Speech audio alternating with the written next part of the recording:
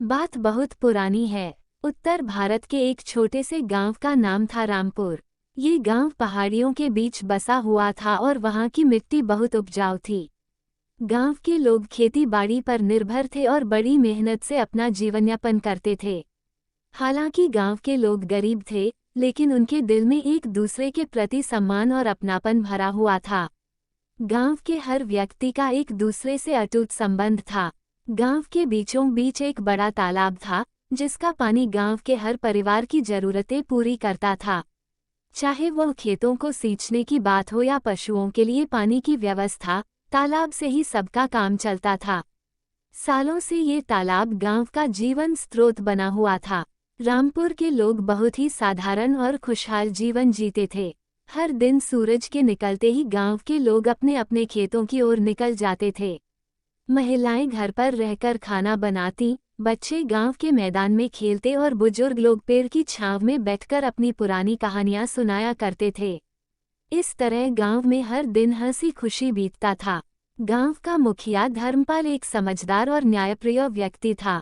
धर्मपाल हर किसी की मदद करने के लिए तैयार रहता था और गांव के लोग उसकी बहुत इज्जत करते थे। गांव में किसी भी प्रकार की समस्या आती तो सब लोग धर्मपाल के पास सलाह लेने पहुंच जाते थे। वो अपने अनुभव और बुद्धिमानी से गांव की हर समस्या का हल निकाल देता था। एक बार गांव में बारिश नहीं हुई। महीनों तक सूखा पड़ा रहा। खेतों में पानी की कमी हो गई और तालाब का पानी धीरे धीरे सूखने लगा। गांव के लोग बहुत परेशान हो गए क्योंकि बिना पानी के उनकी फसलें खराब हो रही थीं और पीने के पानी की भी किल्लत हो गई थी। तालाब का पानी अब केवल कुछ ही दिनों के लिए बचा था। सभी गांव वाले इकट्ठा हुए और धर्मपाल से इस समस्या का हल पूछने लगे। धर्मपाल ने कहा, अगर हमें इस समस्या का समाधान निकालना है तो हमें तालाब की सफाई करनी होगी और पानी का संरक्षण करना होगा। लेकिन इसके लिए पूरे गांव को एकजुट होकर काम करना होगा। धर्मपाल की बात सुनकर सभी गांव वालों ने एकजुट होकर तालाब की सफाई करने का निश्चय किया। अगले दिन सभी गांव वाले अपने अपने औजार लेकर तालाब के किनारे पहुंच गए। पुरुष, महिलाएं, बच्चे और बुजुर्ग सभी ने इस काम में भाग लिया। कोई मिट्टी हटा रहा था, कोई तालाब के किनारे जमी काई साफ कर रहा था और कुछ लोग पानी को बचाने के लिए छोटे बांध बना रहे थे।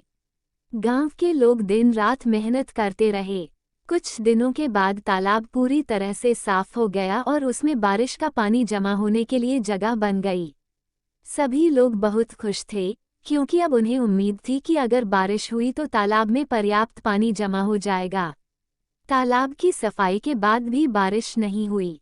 गांव के लोग चिंतित थे, लेकिन उन्होंने हार नहीं मानी। धर्मपाल ने एक और उपाय सुझाया। उसने कहा, जब तक बारिश नहीं होती, हमें जो भी थोड़ा बहुत पानी बचा है, उसका बहुत सोच समझकर इस्तेमाल करना होगा। हमें फिजूल खर्ची बंद करनी होगी और एक दूसरे की मदद करनी होगी। धर्मपाल की बात सुनकर गांव के लोग और भी संगठित हो गए।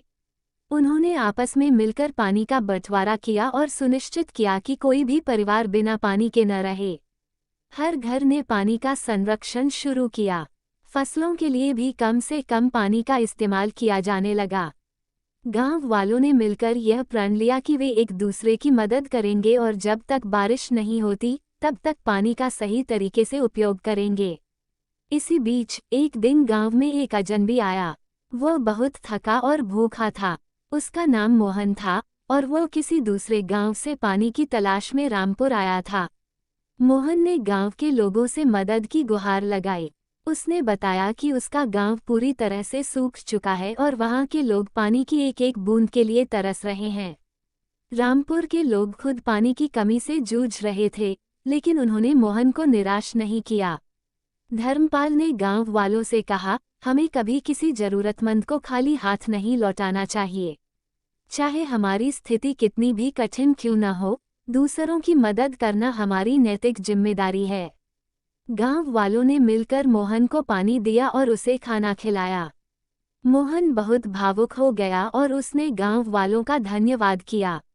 उसने कहा, आप लोगों की ये दया और मदद मैं कभी नहीं भूलूंगा। मोहन ने धर्मपाल से वादा किया कि वह अपने गांव लौटकर वहां के लोगों को भी इस तरह कि एकजुटता और सहयोग का पाठ पढ़ाएगा।